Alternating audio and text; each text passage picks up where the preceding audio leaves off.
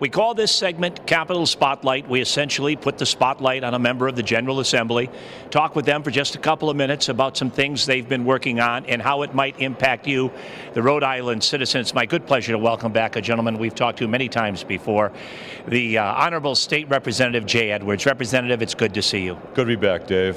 And I know when I talk with you, I got to bring up where we stand on the Sakonnet River Bridge toll issue.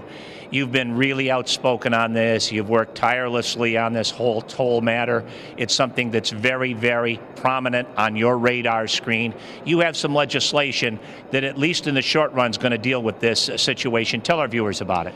Well, I introduced a piece of legislation that will delay the re-implementation of the full toll from April 1st, which is the date that was in the rider from the budget last year, to July 1st. And the reason we did that, Dave, was so that it'll give the members of the General Assembly on the Senate and the House side who are working to put an infrastructure bill in, give them the time to have that bill fully vetted before House Finance and Senate Finance, so that the members can vote up or down a full infrastructure bill, which also includes the tolls on the Sakonnet River Bridge. Yeah, and when you say a full infrastructure bill, there are a lot of things that need to be dealt with relative to our infrastructure here in Rhode Island. So you want a more comprehensive look? Yes, this actually is a 10-year look. We took a number of items, mostly existing funds. We only have one area where we are going after new funds, which is a 5% increase on all DMV fees across the board, but that's only for 5 years. And the only reason we did that was because in the first 5 years of the program, there is not a lot of good money coming out. A lot of the really big sums that DOT is going to need are in the latter years. Well, I know people in your district specifically have been very concerned about this. They've been pretty doggone outspoken about it.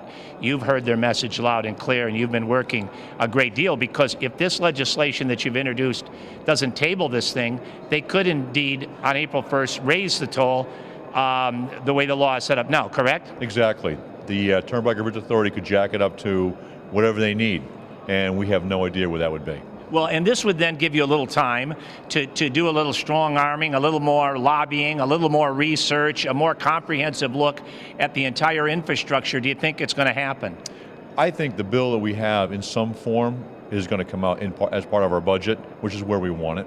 I think it's a good bill, and it's a real bold piece of legislation because, like I said before, it takes a 10-year look.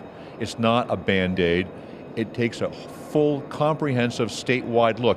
And one of the biggest parts about this thing, Dave, is that we are going to create some 500 construction jobs over that 10 years, 500 jobs a year. Plus, if you add the 1.8 jobs per construction job, you're talking about 12 to 1,400 jobs just coming out of this one piece of legislation.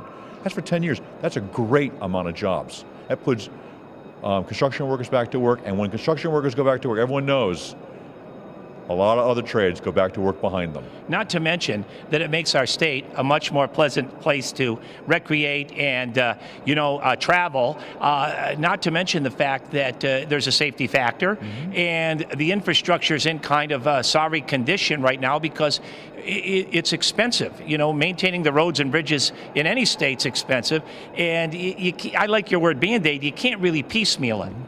Director Lewis challenged us to find $1 billion over 10 years. We found the $1 billion. Our infrastructure is our most important asset. If you don't have good roads and bridges, you can't go to school, you can't go to work, you can't get the work of the state done.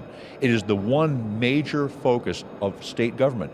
We should have a good, dependable infrastructure. And I'm not a construction expert by any stretch, but I got to believe those things that go unattended to now only get more expensive down the road. Yes, the less you take care of it, the more money you pay later.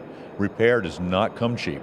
Well, listen, I know it's something that's been very important to you, the Sakonnet River Bridge situation. In fact, a birdie told me that you can actually see the bridge from your personal residence. Is that true? That is correct. Well, I know it's top of mind with you because you've worked a great deal, and we've talked to you numerous times on Capitol Television about it. It's a daunting task. It's a big task.